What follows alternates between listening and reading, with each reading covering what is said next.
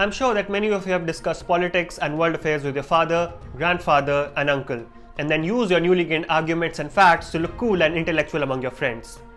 This role of a trusted family member that you go to understand what's going around in the world is now also fulfilled by social media influencers who make videos on politics and current affairs. On Indian YouTube, commentary on politics, current affairs and social issues became popular in 2017 and 18 when influencers like Dhruv Rathee, Akash Banerjee, Sham Sharma and AKTK started uploading on YouTube. In this genre, influencers don't like to be called influencers. Everyone has a different name for themselves. Dhruv called himself educator activist, Akash Banerjee a political satirist, and I didn't know this before, but Sham Sharma likes to call himself a journalist. Some influencers don't call themselves anything, but they clearly seem to have some political ambitions.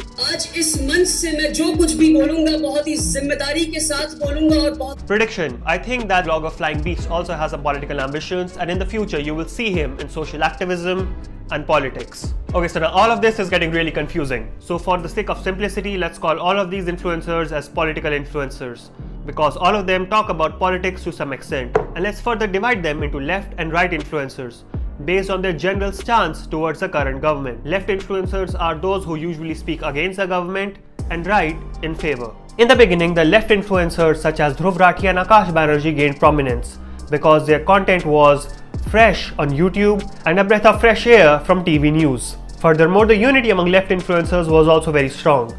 They often collaborated with each other, and they also worked with traditional news channels such as NDTV and BBC. They also worked with upcoming digital news portals who spoke against the government such as News Laundry, and therefore getting good press and publicity. During those days, Sham Sharma Show and Aaj Ki Taza Khabar also started uploading on YouTube, but the quality of their content was not as good as the left. During that time, the reputation of content that was pro-India and pro-Indian culture was very uncool, partially because of the efforts by the left influencers, but mostly because back then pro-India content was very tacky and propaganda-like and was mostly shared by political and religious institutions as well as old people. As a result, young people who were the first adopters of social media attached right influencers with propaganda content and therefore did not like watching them. During that time, some of the popular journalists of the pre-2014 era also jumped on the social media bandwagon, but they do not have the same influence or respect as social media influencers do. Why? Simply because influencers earn the trust of their audience by talent and hard work. Therefore, people on social media take pride in supporting influencers who they have helped rise. On the other hand, celebrities and famous journalists who come onto YouTube are seen as opportunistic people who are just trying to either improve their PR or gain new audiences. Yes, celebrities on social media get good numbers very fast, but they are not as respected as social media influencers. Therefore, if there ever was a social media fight between Akash Banerjee and Barkha Dutt, the entire YouTube will support Akash Banerjee, regardless of political and social ideologies, because he has what I like to call higher social credibility, despite Barkha being a senior and famous journalist. So, if these political influencers are loved and respected so much, why do people dislike them? Why the discontent? For starters, anyone who gets a bit of popularity gets some backlash because everyone has different likes and dislikes, political or otherwise. There is also artificially created hate and criticism by political parties, corporations and YouTubers themselves. But that isn't the focus of this video. In this video, I will only focus on the genuine discontent people have with these influencers. Now that's out of the way, there are two main reasons why people are discontent with political influencers, especially left influencers. The first reason why people are dissatisfied with left influencers is because they failed the high expectations people had with them. When these political influencers started out, people expected them to be fair and unbiased and be better than the traditional TV news. When Dhruv and Akash started out their careers by criticizing the government, people liked and supported them. Why? Because people thought that these people are fair and unbiased, and even though they were criticizing the government then, in the future, they will support the government when it does something good. And this high expectation came from the fact that the social media audience saw these influencers as normal people, like me and you, who don't have any incentive or compulsion to lie like politicians or lawyers do. For example, if a Congress's MP says anything good about government's COVID response, he will be immediately kicked out of the party. Why? Because it is job of the opposition to criticize the government. And people know this. However, a normal person has no such compulsion. It is expected of him to encourage the good, discourage the bad, and have a reasonable point of view. Instead, the left influencers started focusing on facts and arguments that suited their narrative. And whenever a fact or an argument came that did not match their point of view or weakened their argument, they either skipped it, dismissed it, or briefly mentioned it and moved on. And eventually people started noticing these sneaky tactics, and they felt that their intelligence is being insulted. Another thing that the left influencers did that pissed a lot of people off was that they started mocking and insulting people who supported the government or did not agree to their point of view by calling them bhakts and zombies. And by doing so, they broke the most important rule of public life. That is, never ever criticize the public. You will never see politicians blame the citizens for losing election. They humbly accept the people's mandate. इस जीत के ऊपर हम आम आदमी party को अपनी पूरी शुभकामनाएं देते हैं।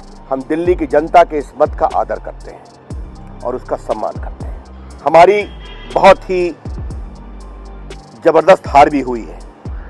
अपनी उस हार को भी हम बहुत विनम्रता से स्वीकार करते हैं। Celebrities never blame their fans when their movie flops at the box office. It's no hard feelings. Everybody has their own taste. It's fine. And the news never says that their audience is stupid for not agreeing with them. And political influencers are the only ones I can think of right now who create divisions among their viewers by criticizing those who either do not agree with them or do not match to their levels of thinking. As a result, creating polarization on the internet as well as the society. Now, someone in the comment section might ask, aren't the right influencers doing all the sneaky things that you mentioned? Why don't you criticize them? Yes and yes. Right influencers also use sneaky tactics. They also make a lot of fun of people who do not agree with them. But there are 3 reasons why people aren't as unhappy with them as they are with their left counterparts. And the first reason why is it so is because the right influencers have been open about their bias since the beginning. So whenever they skip a topic or sneakily miss out on a fact, people know that, and therefore they don't feel betrayed. Also, by the time right influencers such as AKTK, the Sham show and Upward became popular, i.e. 2019 and 20, the social media audience had matured and they had accepted the fact that political influencers are imperfect and biased. Therefore, instead of getting irritated about a right influencer missing a fact, they just go to their left colleague's video to get the whole picture of an issue.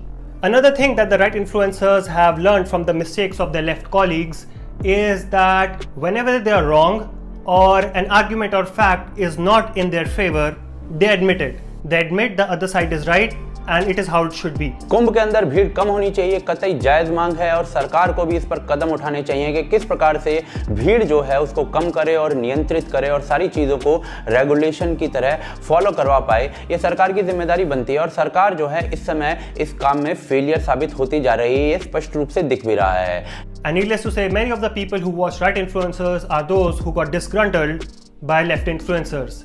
And therefore, right influencers don't get criticized as much as their left counterparts. And while all this division and drama was taking place on YouTube, there was a set of influencers who saw the demand for neutral and honest content. Soch by Mohak and an open letter came up to the scene to fulfill that demand. But before they could make their mark on YouTube and grow exponentially, 2020 happened. And this is the best part of this video. The 2020 lockdown accelerated the growth of UPSC coaching channels such as StudyIQ, Unacademy and Drishti IAS on YouTube. And following them came the best teachers of India online. If you don't know, teachers, especially the ones that teach UPSC syllabus, are one of the most entertaining, wise and knowledgeable people in India.